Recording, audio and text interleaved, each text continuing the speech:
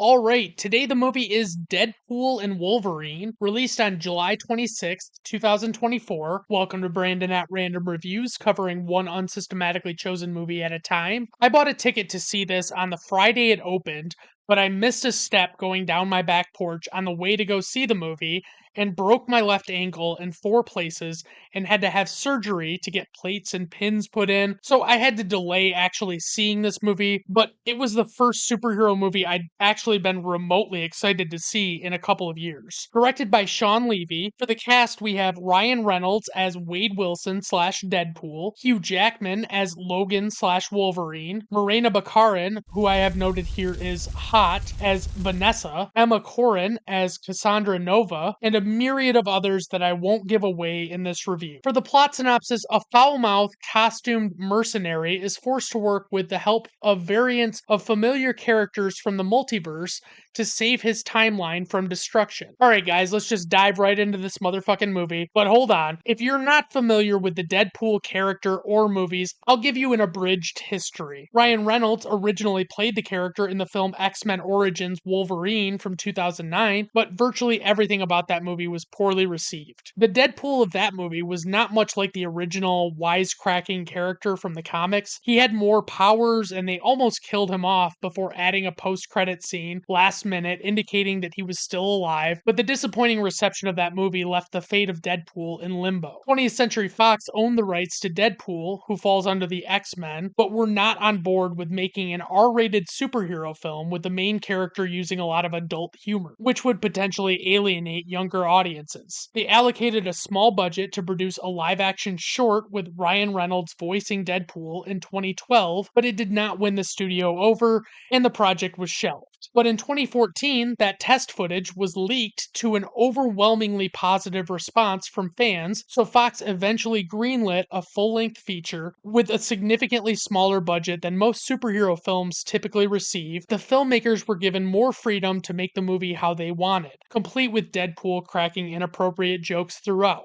The first full-length Deadpool movie starring Ryan Reynolds was released in 2016 and retold the origin of the character, erasing the one established by the X-Men Origins movie. It was an immense critical and financial success, and despite being in the same universe as the other 20th Century Fox Marvel properties, it was designed as more of a standalone storyline. Deadpool 2 was given nearly double the budget of the first film and achieved similarly positive reception and financial success in 2018. Then 20th Century Fox was bought out by Disney in 2019, and the future of Deadpool and other characters was largely unclear at that time. It's also important to mention that Hugh Jackman is the only actor to portray the character Wolverine in several films, starting with 2000's X-Men all the way until 2017's Logan, after which he said he was retiring from playing the character. But Deadpool and Wolverine had a great dynamic in the comics, and when the dust settled following Disney's acquisition of Fox, the idea for the third installment was proposed, and Hugh Jackman was convinced to return to the role. The movies leading up to this one already had a ton of jokes that broke the fourth wall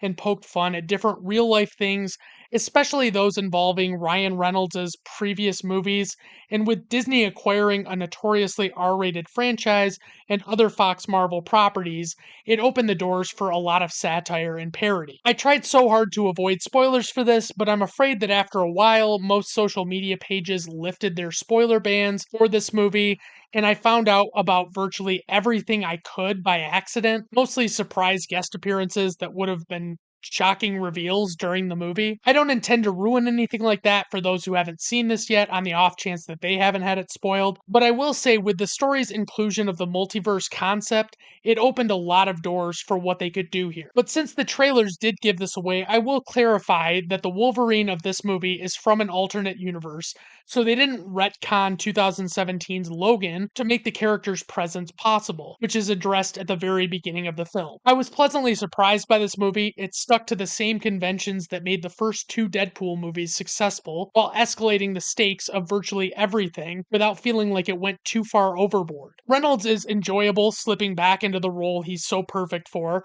and my favorite thing about this movie is it seems to know when to joke and when to be serious, which is what has become such a huge problem in the Disney-owned Marvel movies of late, especially since the fourth Avengers movie. It's just all gone downhill and it's gotten way too joke-happy. The two titular characters are perfectly portrayed and they evoke the same dynamic established by the comics. All of the surprises the plot had to offer really hit home, even when I knew they were coming. They did an excellent job to work a lot of those things into the actual plot of the movie, and there are only a few appearances that I would say are purely fan service and don't really need to be there for the movie to still work. The soundtrack is also incredible, which has become a signature of these films, and it adds some light humor. All right, on to ratings. IMDb 8.0, Letterboxd 3.6, Rotten Tomato critic score 78%, Rotten Tomato audience score 95%. Personal rating 5 out of 5 stars. I was surprised by how much I actually enjoyed this one, especially considering that I already have what I would refer to as multiverse fatigue after the concept being so prominently featured in Avengers Endgame, Spider Man No Way Home, and the second Doctor Strange movie, as well as the disappointing take DC had for the Flash movie. I can honestly say that despite my enjoyment of Deadpool and Wolverine, the multiverse concept is something I hope these franchises get away from sooner rather than later. But given that by the time I recorded this, the box office for this movie was at over 1.2 billion, I won't be surprised if there's more to come. All right, everyone, thank you for stopping by. I do appreciate it. Have a good rest of your day. Bye now.